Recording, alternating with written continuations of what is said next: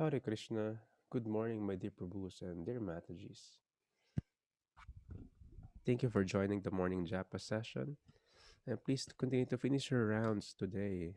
Read your Prabhupada books and be Krishna conscious. Good morning, kay Ron Prabhu, Hare Krishna, Jonah Mataji, Hare Krishna, Mervin Prabhu, Hare Krishna, Riza Mataji, Hare Krishna, Trina Mataji, Hare Krishna, and Raleigh Prabhu, Hare Krishna. And my dear godmother, good morning, Radhanath Prabhu, Hare Krishna. Yan, si Nikita Mataji humabol, Hare Krishna. So we should always, the drill, should always be in the right mood, in the mood of request, in the mood of humility, in approaching spiritual activities, and also Srimad Bhagavatam. So join me as we recite the invocation mantras. Om Namo Bhagavate Vasudevaya.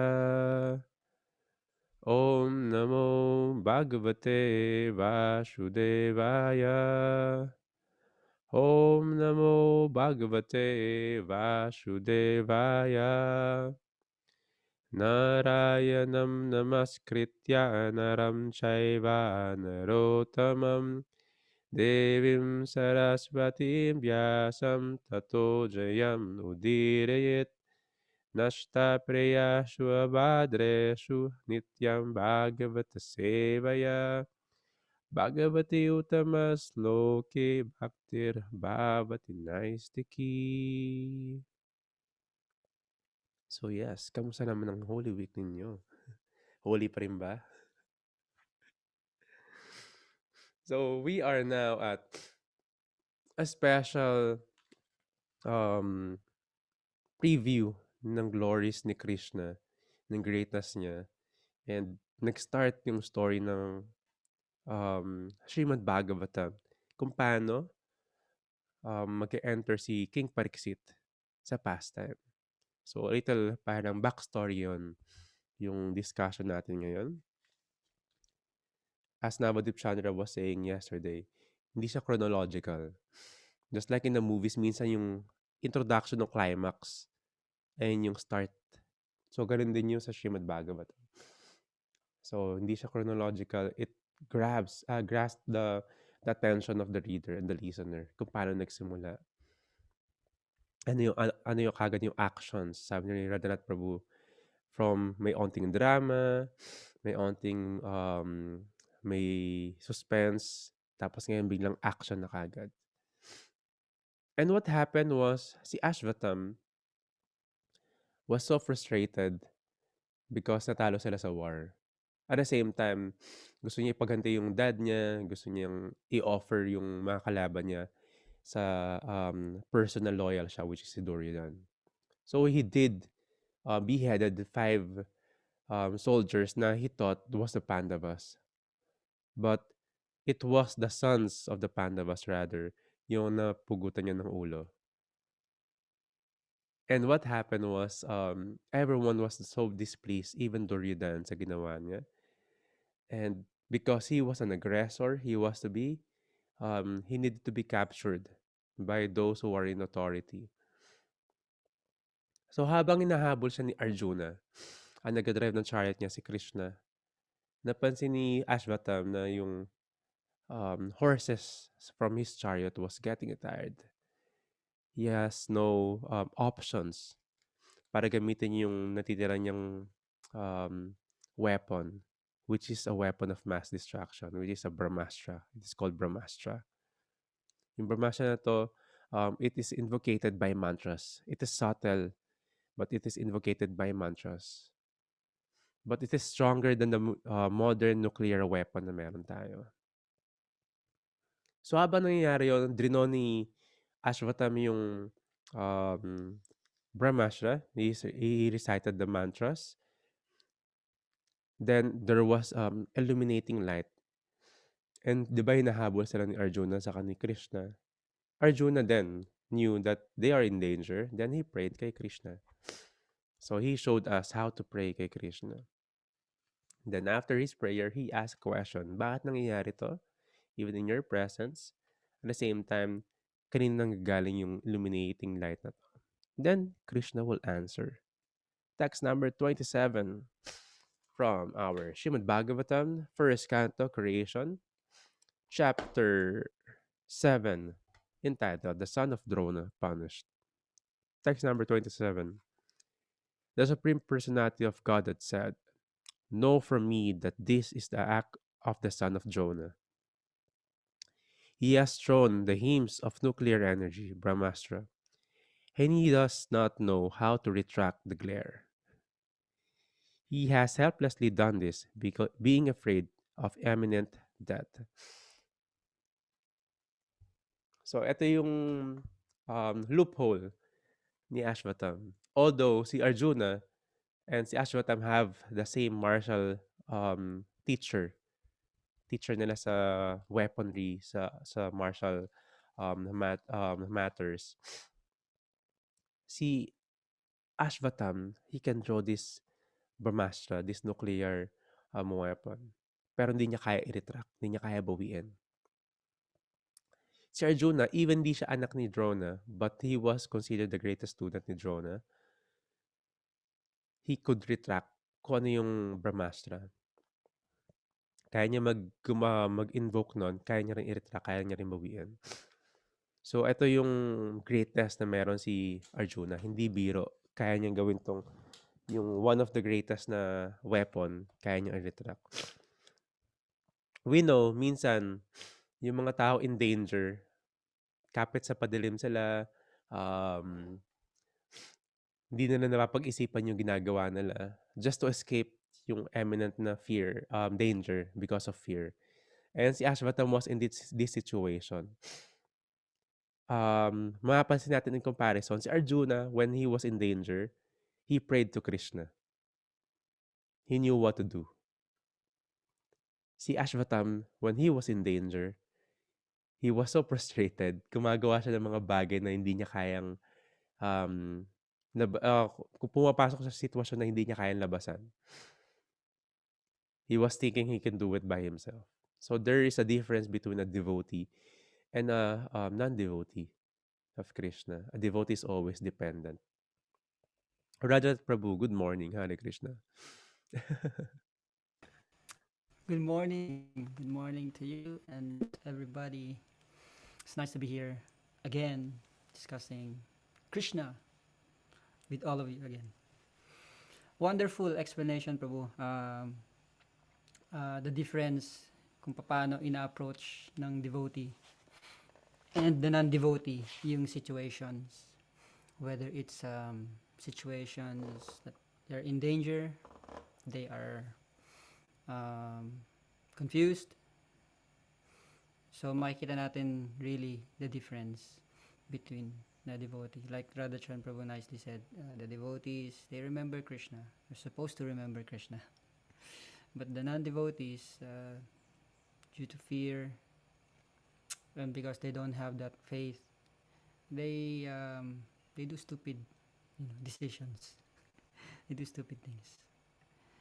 So yeah, just that's really important for us to remember because we know that nothing happens um, without the will of the Lord, and to recognize that it takes a lot of faith to the Supreme Lord, and because of that faith, we will be protected from all situations. So napakagandang lesson sa atin yan first hand dito sa binabasa natin yan. So we will continue to read text number 28. O Arjuna, only another Brahmastra can counteract this weapon. Since you're expert in the military science, subdue this weapon's glare with the power of your own weapon. Okay, so I guess because the next will be Arjuna. So this is again Krishna's instruction to Arjuna. Kasi nga, ayun, both si Ashvatam and si Arjuna are great warriors, great warriors, being taught by a great teacher. But yun, Krishna now is because of what Arjuna was experiencing. Somehow hindi niya alam eh. Siguro because he is devotee, soft-hearted, hindi niya ma-imagine na itong si Ashwatam gagawin yung bagay na yon, that very dangerous act na i-release niya yung Brahmastra weapon. Kaya kinailangan sabihin ni Krishna sa kanya na actually ito nang nakikita mo, kagagawan niya ni Ashwatam, yung nakikita mo glaring light. And interestingly, sabi ni Prabhupada sa purport, yung glaring light na yon, when Ashwatam released it, although nanggaling dito sa Earth, sa planet Earth natin, was felt from the three worlds. The three worlds are the lower, the upper, and the middle planetary systems in this universe kung nasan tayo. Remember that from Mahavishnu pores comes millions and billions, innumerable universes, and each universe, di ba, merong um, ka Garbhodakashayi Vishnu, and then that's one universe, di ba? So sa universe natin nangyari yon. And then yon, it was felt all over. It was felt all over, even by the residents of the different planetary systems. And may interesting sinabi si Prabhupada sa purports niya dito na that defeats the scientists childish, you can say, conclusion that there's no life, or maybe they're discovering it now, or they're believing it now, that there's no life outside of our experience here in the world, in the material, in this planet Earth. So certainly there is, because it was said in the purport, it was felt all over the three worlds. So may nakakaramdam doon ng mga living entities. They might have a low consciousness than us, or they might have a higher consciousness than us. Pero certainly, we're proper to explain that this is the proof that, one small proof, maraming proof na pwedeng ibigay sa atin yung Bhagavatam about, life in different planets. Sa ano. Um, so, yung naramdaman, yung nag-result na sa glaring light yung ni-release ni Ashwatam na weapon. Yun, sinabi ni Krishna yan, kagagawa ni Ashwatam yan, and you have the power. You have the power to counteract it. Diba? Sinasabi ni Krishna na gano'n. So, ito na, binibigyan na ng instruction ni Krishna si Arjuna. How to counteract. I was listening to Srila Prabhupada's lecture this morning about this particular verse. And somehow it was, sometimes si Srila Prabhupada, sa mga lectures niya, parang yung verse na babasahin, purport yung una ba o yung pangalawa or whatever. Parang hindi directly diniscuss yung exact story na nangyayari. Pero I thought it was amazing how Srila Prabhupada put it, kasi sabi niya in the beginning, it's a reminder, kasi parang counteraction nga yung tawag niya sa mga verses na to, counteraction. Pero ang galing ng intro ni Prabhupada, sabi niya, we have to remember that may message para sa akin may message yung sinabi ni Prabhupada. Sabi niya, we have to remember that this Srimad Bhagavatam was not written by an ordinary person. It was written by highly qualified personality, instructed by the greatest teacher. So there is no chance na parang we will be cheated. And I thought that was just a reminder na whatever na mababasa natin in the future, we might not be able to understand it in the beginning. Kasi nga, so many names, so many para sa atin, sa mga nagjo-join sa atin ngayon dito sa Zoom, maraming mga hindi pa natin maintindihan ng mga characters or mga weapons or ganyan. Pero it's a reminder na sabi niya, it was written by Srila Vyasadeva, a highly qualified person. So, he's not a cheater. Hindi siya nag-spend ng time, ng ganun kahabang time and meditation na isulat ng mga to para lang to falsely claim something. So napakaganda. I thought that was a very, parang preparation, kasi sa mga mababasa natin, marami pang details. Tulad nun, yung sinasabi natin ng Brahmastra weapon na yan, parang ang hirap na intindihin yan kasi by prayers, and then by utterance of some mantras, and then warrior is able to release such destructive, diba, force. Parang wow, parang okay, outside na ng understanding to, diba? Pero yun nga, that's the glory of Bhagavatam. Sometimes you just have to take it as it is. And parang ina-assure tayo ni Prabhupada na we should believe that because it was not written by someone na nasa materialistic mindset or somebody who is in a material platform. No. Srila Vyasadeva is totally a spiritual personality, a very highly qualified personality. So I thought that was a good reminder. Should I read the next verse, or you? Okay, I'll just read the text number 29. Sri Suta Goswami said, hearing this from the personality of Godhead, Arjuna touched water for purification, and after circumambulating Lord Shri Krishna, galing na, he cast his Brahmastra weapon to counteract the other one. Siguro text number 30 na rin since no purport for text number 29. When the rays of the two Brahmastras combined, a great circle of fire, like the disks of the sun, covered all outer space and the whole firmament of planets. Purport, short purport, basahin natin. The heat created by the flash of a Brahmastra resembles the fire exhibited in the sun globe at the time of cosmic annihilation. The radiation of atomic energy is very insignificant in comparison to the heat produced by a Brahmastra. The atomic bomb explosion can at most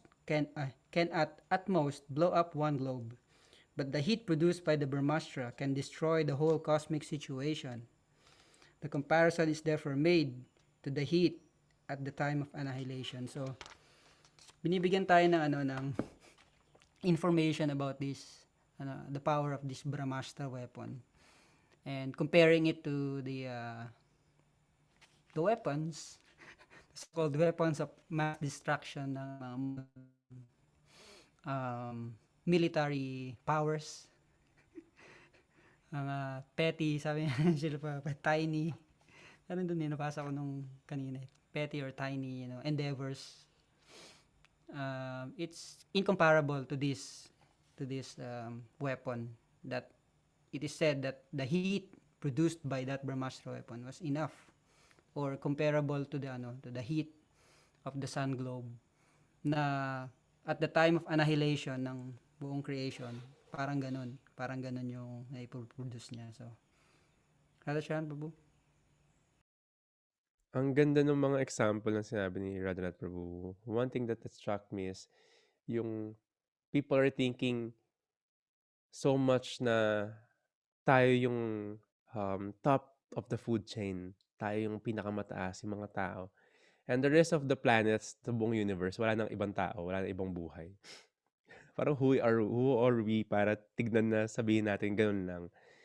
Earth lang yung merong life. In some way, parang ano yan eh, parang one could breathe air para mabuhay siya. In comparison, yung fish, pag tinanggal mo sa water, mamamatay siya. Yung ano natin, life force life air na meron tayo rito. Yung source of life natin, which is yung air. Pag nilagay mo yung fish, mamamatay siya. So they are both made from a different needs saka way para mabuhay sila. So we cannot also go sa ocean para mag-dive doon tayo tumira, doon tayo mabuhay. So other way around. Even actually sa sun globe, sa sun planet, there are entities that are made for that kind of environment. Sa moon and the other planets. Meron lang tayong eyes. Ang problema sa atin, meron tayong limited eyes, limited senses to see them. We have so much limited senses na yung pinakamalapit sa mata natin, hindi natin makita, which is yung pilik mata natin, yung tawag dito, yung talukap ng eyes natin. We have so much limited na hindi natin nakikita in the dark. Yung ibang animals, they could see in the dark. Diba? Yung ISO ng mata nila, kung mahilig ka sa camera, mas maganda. Diba? Tapos yung aperture, mas lumalaki, nagka-dilate yung eyes nila. Tayo, very limited. Even our hearing, certain decibels na kaya natin marinig. Yung dolphin, kaya nila marinig yung yung sonar energy and vibration. Even, di ba may whistle nga meron para sa dogs? Tayo hindi natin narinig yun, sila na-irritate na doon. So we are very limited. So we could not claim yung mga bagay na according lang sa ating capacity. Just like the scripture, sabi ni Radhat Prabhu, Maraming sa scriptures that we could not understand at the moment kasi we are thinking just like yung analogy ng frog in the well. Kung ano lang yung experience niya, doon lang niya tinitignan yung, bakit ganito? Doble ba yan ng water sa well ko? Ganon din yung experience natin. Kailangan ganon din yung na-experience ng ibang tao or ibang entities, which is not. So, ang tulong para mas lumawak yung consciousness natin, yung mind natin, is through the scriptures. Through the certain great personalities that could expand our consciousness. Otherwise, if we're gonna be close in that way of learning, we will not grow. So we should be open at the same time, study more, not follow it blindly, but study more, study deeply, and try to experience it by ourselves. Sabi nga sa Raja Vidya verse, this is the perfection of religion kasi one could perceive the self, yung learning na yun by experience. One could not say hindi effective yung chanting or effective in chanting if one haven't chanted yung Hare Krishna Maha Mantra.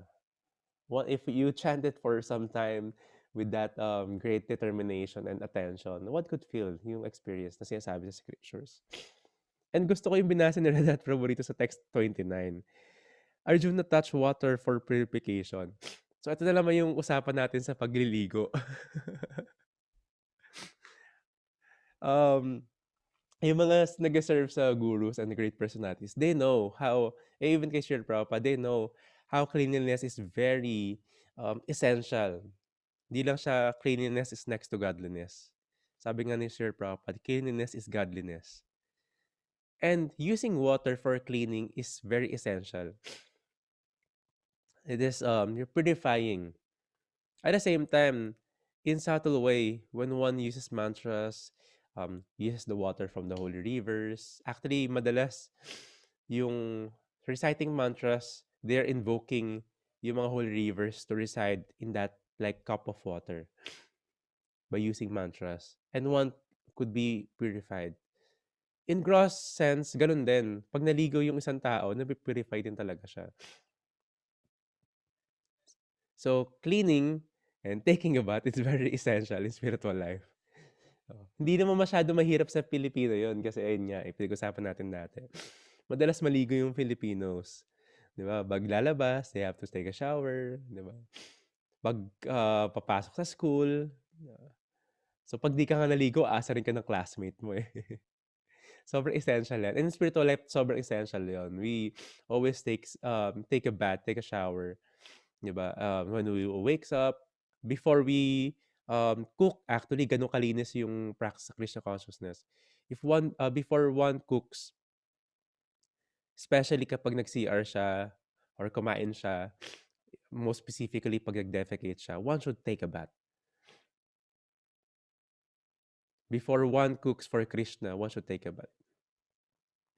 If one touches certain parts ng body niya, yung mga holes ng body niya, yung eyes, yung mouth, yung ears, one should wash their hands. Diba? So, ganun ka-importante yung cleanliness. At the same time, it was mentioned here, he circumambulated Krishna before doing yung instruction niya. It is also just like bowing down, but circumambulation is a part of paying respect. In other practices in Mecca, yung practice ng Muslims, they circumambulate din, di ba? Umiikot sila for certain time. Yung ibang pilgrimage din, they do that. Alam ko may parang mga, alam mo yung pagmahal araw, speaking of, may mga inakit na sila mga bundok, they do pilgrimage. And yung iba doon, in a motion, they do turn around in circles or they circumambulate din yung mga holy places. So this is part ng culture, spiritual culture. Aside from bowing down and paying off respect, they circumambulate. And it was mentioned sa text number 30. Ayun nga sabi ni Radhanath Prabhu, yung Brahmastra na to could destroy the whole creation of this universe. And it feels like, sabi nila, yung heat na meron dito, yung light na meron din dito, is same as the annihilation. Ano ba to? Annihilation, sabi dito sa libro na to. We know that this material world have a certain period where it was created. and it will be annihilated in a certain time. So the Guna avatars, so the three avatars, for the creation, the annihilation. Creation is Lord Brahma. He is the secondary creator. Tawag nga siya yung grandfather ng mga engineer. Siya yung nag-engineer na itong material world. And it will be destroyed by Lord Shiva pag sumasayaw na siya. Diba? Si great dancer si Lord Shiva. Yung yoga asanas nga galing sa dance niya. So, kasama yon. So, si Lord Shiva, pag sumayaw na siya, it means destruction na. 'Di ba? Lahat ng bulkan puputok, 'di ba? Immense heat is there. Yung earthquake noon hindi lang yung mga intensity na meron tayo ngayon, sobrang wild. 'Di ba? Kasi annihilation na. Gano'n daw kalakas yung naramdaman nila rito sa Brahmastra na 'to. And mind you, si Krishna kaya tanggalin yung Brahmastra na 'to, eh, 'no. Nagdasal si Arjuna, 'di ba? Puwede nang tanggalin ni Krishna 'to, puwede naman niyang gawin one snap nga lang, hindi niya kailangan mag-invoke ng other Brahmastra para to remove the Brahmastra na meron si Ashvatam. Pero he's instructed si Arjuna na, "Gawin mo 'to, Arjuna. Retract mo from your Brahmastra, retract mo rin yung Brahmastra ni, Ashvatam." It always, um, goes to the point na he wants his devotees, he engages his devotees for some service. And he wants his devotees to be glorified sa mga activities and yung mga services nila. Yung greatness ng devotees. Kasi si Krishna kaya naman talaga yung gawin yun. Kaya niya nga tapusin yung buong war ng Battle of Kurukshetra eh. Pero he doesn't interfere in certain level with the free will, with the greatness ng devotees, 'di ba? Free will din ni Ashvatam gawin yon, so hinayaan niya rin. Pero he gives instructions in certain devotees na in the right mood. One seeks for instructions, one will receive instructions. And sabi ni Krishna, so text number 31, all the population of the three worlds was scorched by the combined heat of the weapons. Kasi dalawa na sila. Si Arjuna released the Brahmastra. Everyone was reminded of the Samvartaka fire, which takes place at the time of annihilation. So, ayun yung tawag dun sa fire na yun. So, very detailed ang Srimad Bhagavatam. And hindi lang isang beses yung ano to, yung annihilation and creation na to in the day of Lord Brahma. In the day of Lord Brahma, ilang beses to. It is called partial annihilation. The greatest annihilation is when Brahma's time expired na. Babalik sila kay Mahavishnu, then um, as Mahavishnu breathes out again, another creation. Tuloy natin. Text number 32. Thus, seeing the disturbance of the general populace and the imminent destruction of the planets, Arjuna at once retracted both Brahmastra weapons, as Lord Sri Krishna desired. This is very significant kasi yung ginawa ni Arjuna is as Lord Sri Krishna desired. He doesn't whimsically do his services or does a thing na hindi desired ni Krishna. That's the difference between devotees and also non-devotees. We cannot invent, baka ito yung gusto ni Krishna. Baka ito yung plano niya sa akin. Baka ito yung purpose ko sa buhay. Or ito yung sinasabi sa sastra, sa scriptures. Ito yung instruction ng ni Krishna. We cannot whimsically make things up. Yung instruction, yung desire ni Krishna, it could be known by the scriptures and it will be passed on by spiritual teachers. And we do serve Krishna according sa desire niya, hindi according sa desire natin. That's why in the preparation of food, we don't um, prepare food na hindi gusto ni Krishna. Sabi ni Krishna, if one offers me a leaf, a flower, a food of and water with love and devotion, he will accept it. So sinasabi niya ano yung mga gusto niya, ano yung pwede natin i-offer sa kanya. And yung devotee, they serve Krishna according to Krishna's desire. Sometimes yung devotees, they will, even people, they will justify na si Krishna, si God, maintindihin naman siya eh. 'Di ba? Kahit medyo failure ako, kaya nga siya nagpapako sa krus kasi para mawala yung sin natin eh. Naging justification na yun para lahat ng sin na pwedeng gawin natin in the future, sagot na tayo ni Jesus Christ. 'Di ba? Pero hindi gano'n. It is also just like, in comparison lang, yesterday we were talking about connection. The guru is so merciful. He takes off the sins of the disciple, which is ginawa ni Jesus Christ. And the guru also, when he receive a disciple, ganun siya ka-merciful. He is removing, even taking the sin, the karma of the disciples. So the disciple should verily, in discipline, take up yung instructions ng guru para mas dire-diretso yung path niya ng Krishna consciousness. Will not take up much more karmas. So we are trying to serve Krishna according to his desire. Paano malaman desire niya? Sinasabi niya yon sa by himself in the Bhagavad Gita. Bhagavad Gita is a scripture told by him, and the Srimad Bhagavatam is a scripture told by devotees about Krishna, like what we're studying.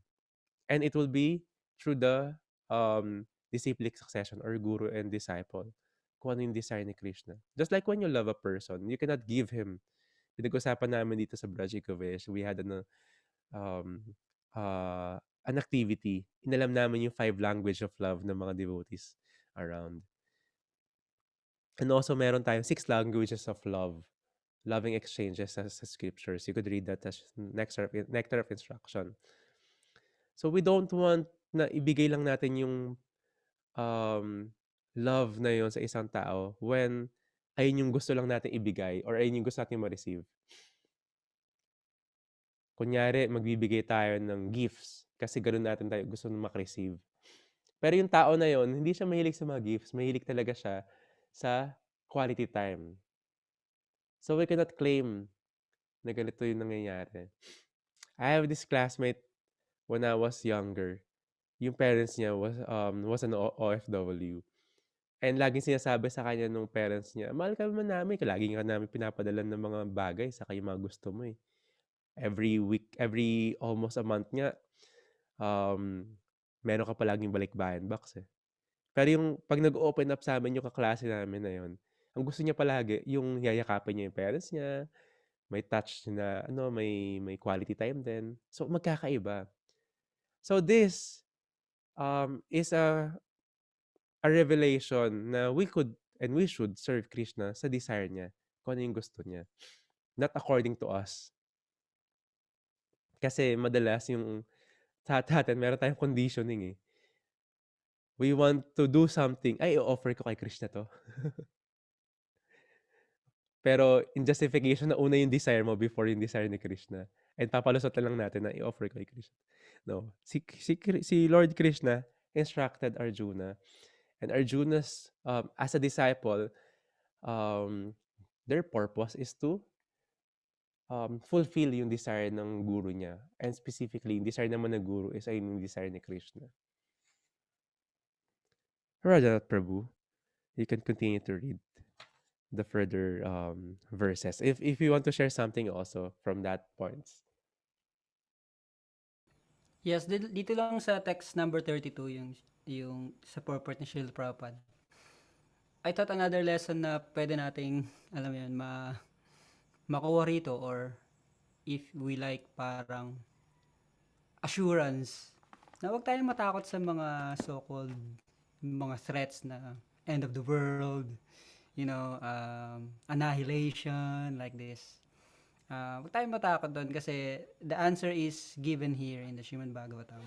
That only by Krishna's will, if He likes, then we will all be finished. If He likes.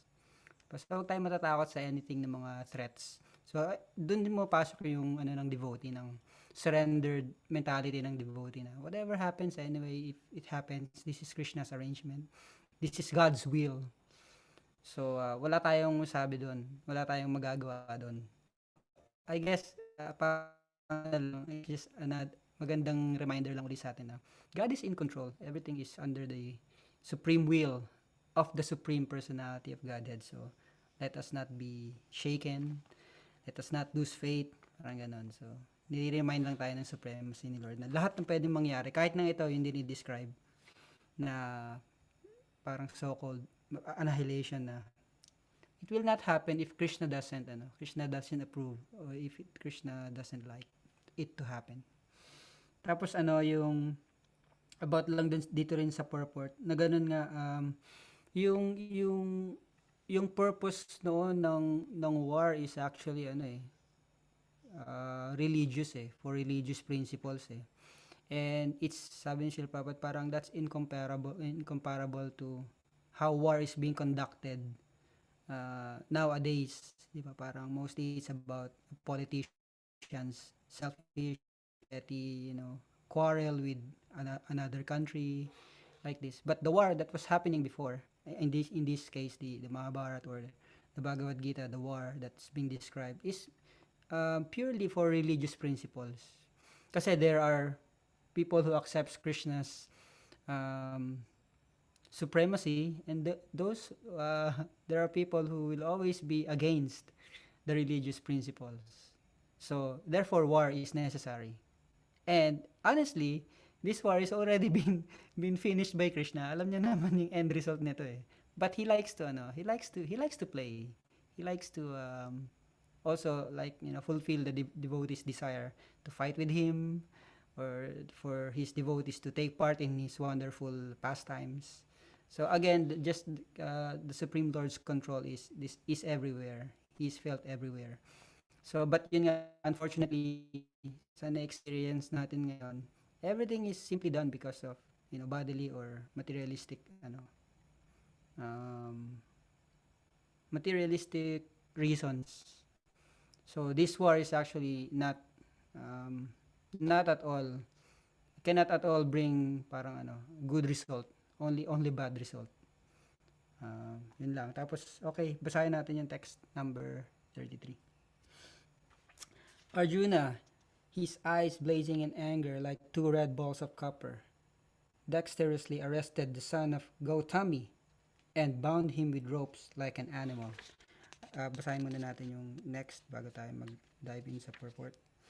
After binding Ashwatthama, Arjuna wanted to take him to the military camp.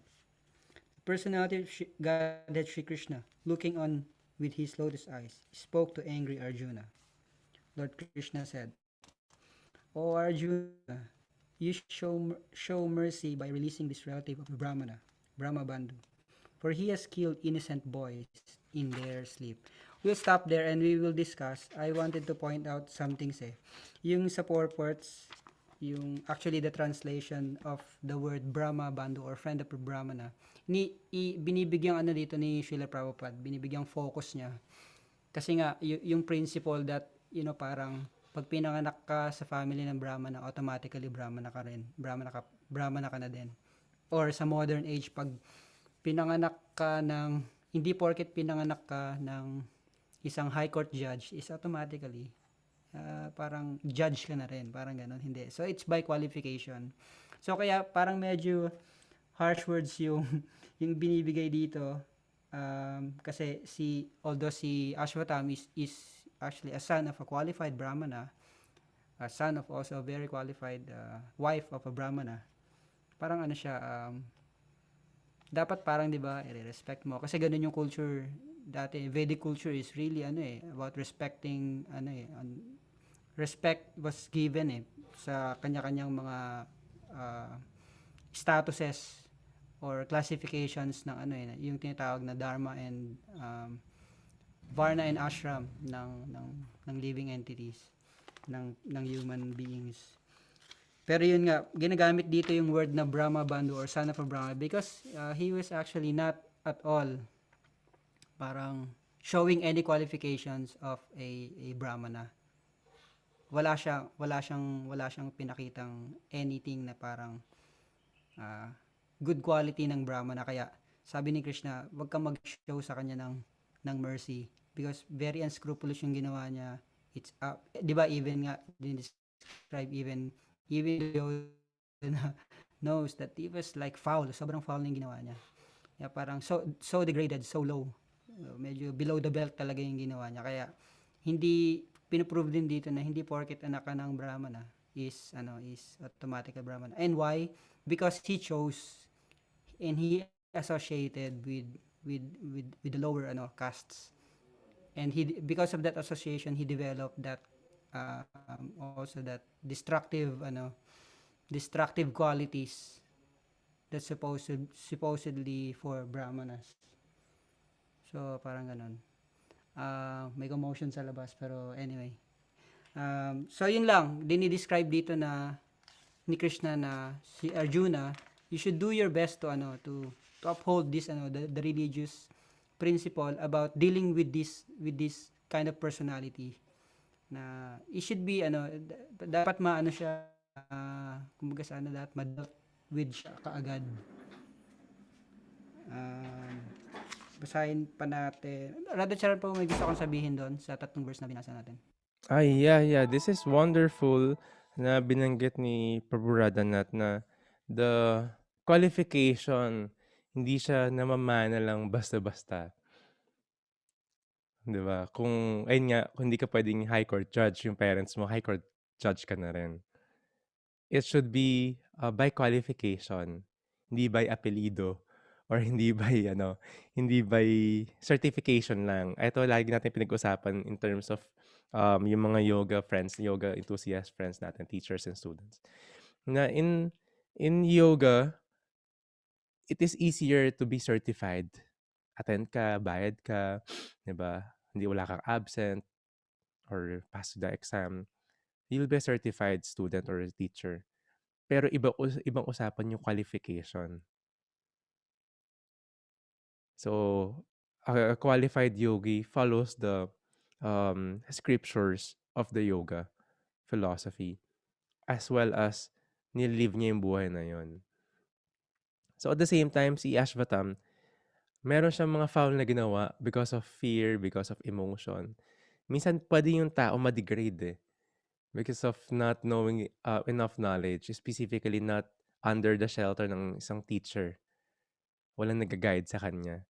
Pwede siyang mag-go astray. And he was acting like an animal. That's why sabi ni Krishna, arrest him. Di ba?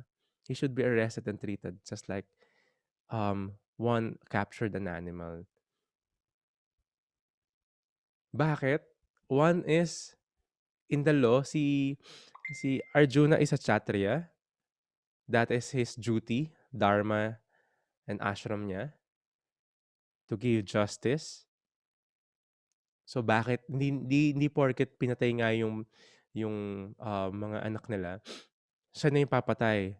No, ito yung misconception. We cannot bring the justice na sa kamay natin. Si Arjuna is also in that position. That's why kailangan niya gawin yun. Kailangan niya i-arrest. So at the same time, kaya may ganito, bakit may war? Sabi ni Radhanath Prabhu, bakit may war? It's a religious war. It is not just, ay hindi ka Hare Krishna, kaaway ka namin. No. So yung, it will not be justified by that. Yung mga tao that time was getting, being, and acting like demons. Tapos aggressor sila. Yung pinag-usapan natin, yung 6 kinds of aggressors. At the same time, they are um, a burden sa earth because of not so religious leadership. Mostly demoniac leadership na sila nun. And siyempre a leader, much more mistake that they're doing, mas malaki effect sa mga tao. And pag may mistake yung leader and may mistake din yung normal citizen, iba yung punishment dun sa dalawa. Kasi yung leader is, ito yung susundin ng mga tao. That's why, like an animal, is the best example para hindi siya gagayahin ng mga tao. And one thing, ito yung mapapansin natin, si Arjuna is having his eyes blazing in anger. Ba't ganun, Radha Chara? Akala ko pure devotee siya. Bakit siya biglang nagagalit and blazing with anger pa? Diba? Ba't kakaiba naman yung experience niya? Pero of course, he was doing it using, he's in control sa anger niya. guided by Krishna. Pero sabi nga sa text number 34, also, the personality of Godhead, Shri Krishna, looking on his with his lotus eyes, spoke to angry Arjuna. Parehas galit si Krishna sa si Arjuna. Pero there is a difference. Si Arjuna, blazing fire like copper yung mata niya habang galit siya. Si Krishna, kahit galit na siya, lotus eyes pa rin siya. It just means na iba yung anger na meron yung tao, iba yung anger na meron si Krishna. Yung anger na meron si Krishna is also and considered transcendental.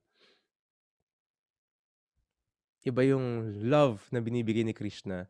Sabi nga nila, the love of Krishna and the love of a guru is in two forms. In the form of rose petals, saka in the form of thunderbolts. Si Krishna, even magalit siya, it is also out of love. Purely out of love. Hindi niya, hindi siya magagalit out of, hindi siya paparusahan yung tao or bibigyan ng punishment out of revenge. No, Krishna hindi niya gagawin yan. Pero out of love, sabi nga rito, he is so absolute. The pleasure is the same. Anger and pleasure is the same. Yung rose petal and thunderbolt are the same. Love ni Krishna. Minsan kasi kailangan yun eh. I was watching my brother. May anak siya, 6 years old. So, andun na sa point na hindi na medyo makulit. Makulit na talaga. Sometimes, kailangan ng tough love para mas mag-impress yung lesson. Pero hindi ginagawa yun out of control na anger. Ginagawa niya or ginagawa ng parents yun sa anak out of love para mas maging discipline yung bata, mas maging mabait. Diba? That's tough love. Si Krishna ganun din. He's doing it out of love. And wala sa kanyang ayun nga, walang any tinge of material ulterior motives or revenge. Ginagawa niya yon to give love pa rin. Si Radhat Prabhu for sure may share dyan kasi as devotees of Krishna, specifically yung mga spiritual masters natin, we could experience yung mga qualities ni Krishna through them. And yung guru is also like that. Their love is in the form of rose petal and thunderbolts. By the long years ng service ni Radhat Prabhu sa mga pure devotees and specifically sa ating spiritual master, naka-experience ka na ba ng tough love ng isang guru?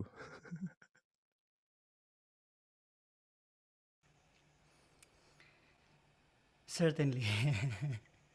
But first of all, gusto ko yung sinabi mo about, Krishna at tough love. Parang na-remind lang ako, no? The fact na andito tayo sa material world ngayon, we are experiencing birth, death, old age, and disease. Um, if we understand in the scriptures, we are eternally, spiritual persons. We are parts and parcels of the Lord. But it's because of our, childish desire to enjoy separately from the Lord na we fell down. We fall down to this material world wherein dun nga dapat we're all happy but because of that desire. Para kay Krishna, tough love yun na hinayaan niya tayo kasi gusto natin. Parang yung parent, di ba, minsan, tulad ng dinidescribe ni Radhacharan Prabhu. Sa parent, natural yun na minsan parang, sige, gusto mong tumakbo, sige, hayaan kitang tumakbo. Pag madapa ka, sige, iyak ka, pero pipick upin kita. Pero dapat maintindihan mo yung sinasabi ko na pag tumakbo ka ng in a certain way na ganyan, diba? Madadapa ka. Pag di ka nakinig sa akin, okay. May experience mo yon. Pero minsan yung mga parents, kailangan gawin yun para matuto yung bata, alam yan. So that's tough love eh. Tough kasi, alam mo masasaktan siya eh. Pero in order to teach, or to parang, para ma-instill mo sa kanya kung ano yung sinasabi mo, kailangan mo silang pabayaan konti. Parang nakaraan si Sita eh. Yung anak ko, yung daughter ko, 3 years old. Talagang anak kulit na, sobra, tapos super active, So gustong tumakbo na.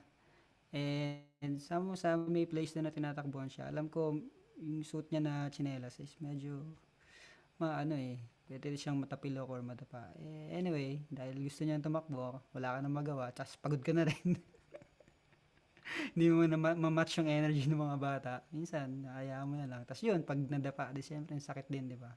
Kasi parang wala ka naman magawa, bata eh. Gusto niyang gawin eh.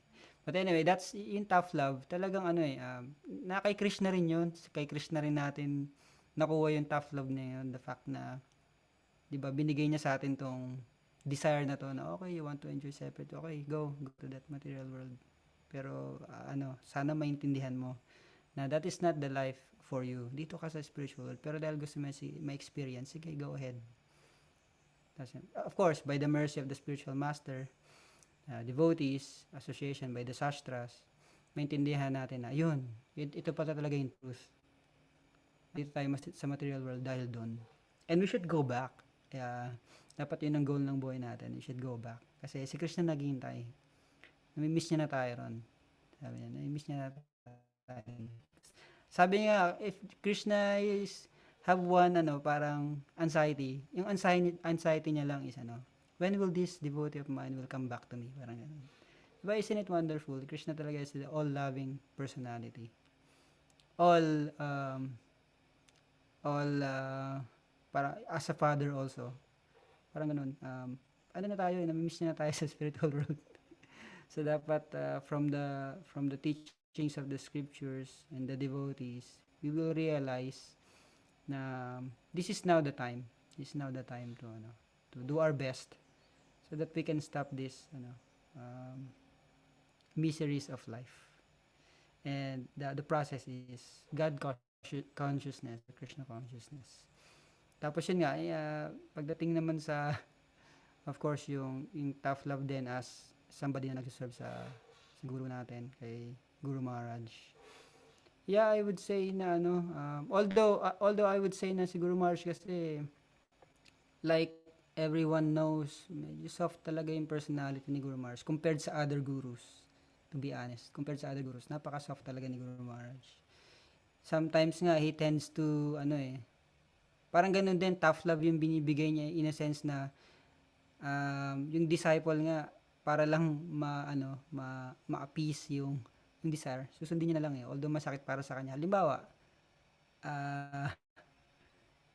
may isang disciple na gusto na umalis sa yatra, ibig sabihin sa Philippines, although may service siya dito, although maraming beses sinabi ng guru, kahit saan ka naman pumunta, may struggles.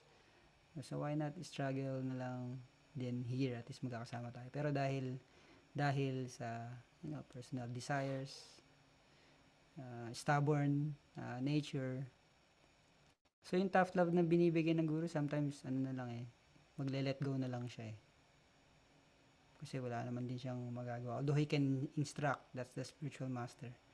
So sometimes yung tough love, parang kay Guru Maharaj, soft pa din lumalabas hindi siya yung parang, at least in my experience maybe yung iba pinapakitaan niya ng ganun, pero for me kasi, alam siguro ni Guru Maharaj how stubborn I am or how sensitive I am. Hindi siya,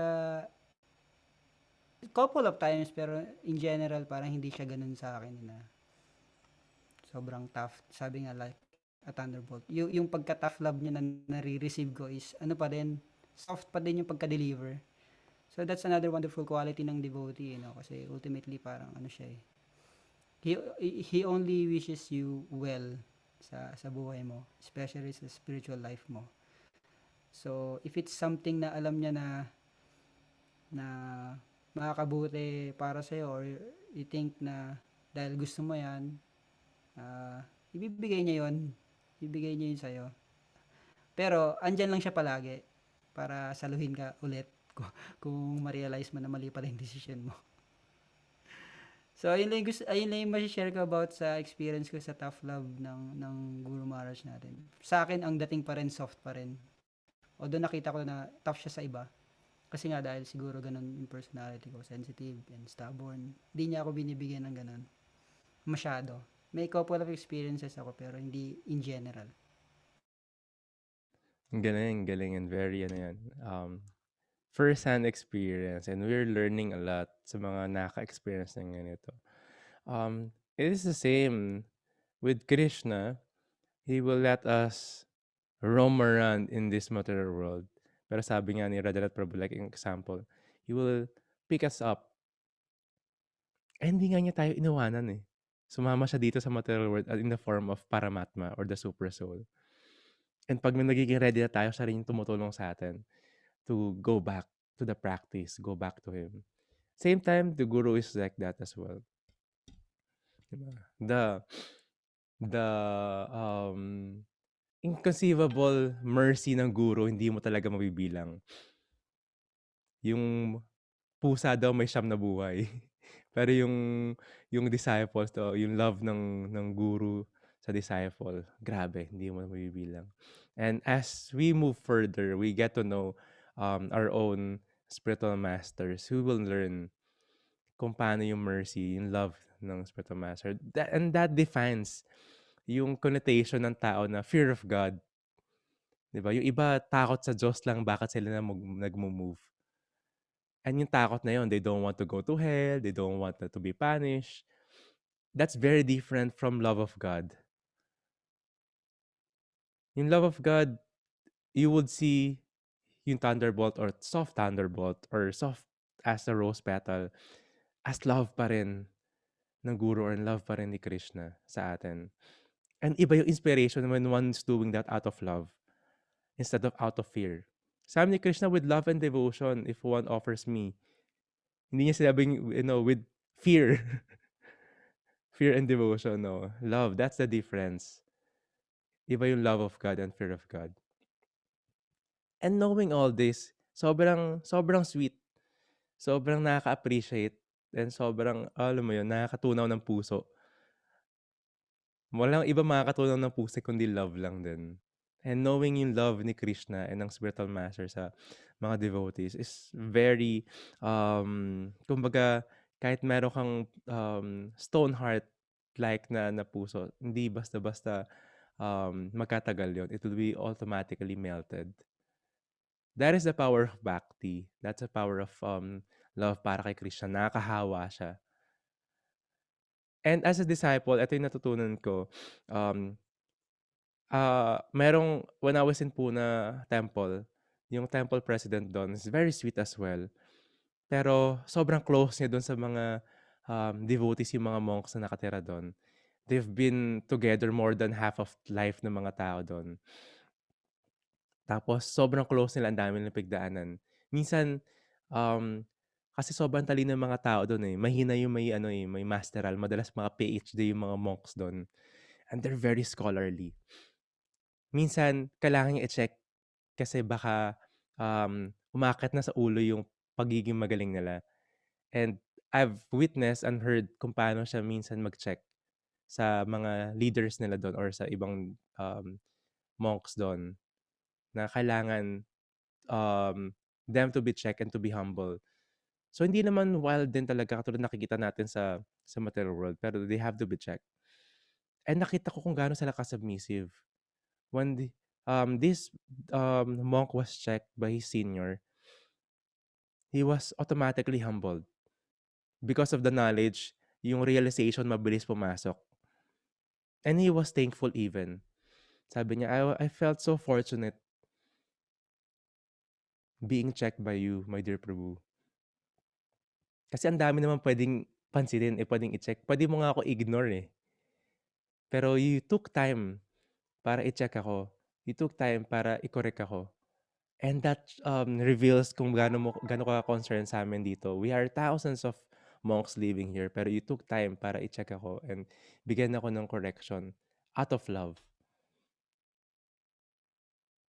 Tapos, of course, yung galit ng senior niya, nawala rin kaagad kasi he accepted with full heart and full love, with understanding yung purpose nung senior niya. So, Srimad Bhagavatam is very important because certain things will come.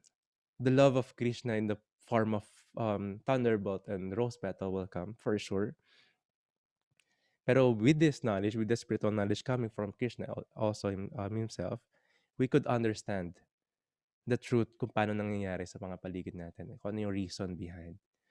And we should seek shelter sa spiritual teachers natin, to the senior devotees or God brothers na meron tayo around with a good association. It will help us understand and live yung love for Krishna in the most sweet way. Ang sarap no, nakikita natin yung thunderbolt and rose petal as love. Parang iba siya, iba siya. It's very transcendental, parang out of this world nga sabi ni Radhanath Prabhu. Hindi siya basta-basta maintindihan ng materialistic person. And that is by the mercy of Srila Prabhupada who translated bakit meron tayong Srimad Bhagavatam na inaaral ngayon. So maraming salamat. It's always an honor and humble having your association and also with your Radhanath Prabhu. Sobrang gem palagi every morning. So keep your Holy Week holy, everyday holy, by being with us and letting us serve and study Srimad Bhagavatam. Grantara Srimad Bhagavatam ki jai. Srila Prabhupada ki jai. Lord Krishna, Thunderbolt and Rose Petal Love ki jai. Gora Paramanande. Narihariwa. Maraming salamat. Be safe palagi and be Krishna conscious. Hare Krishna.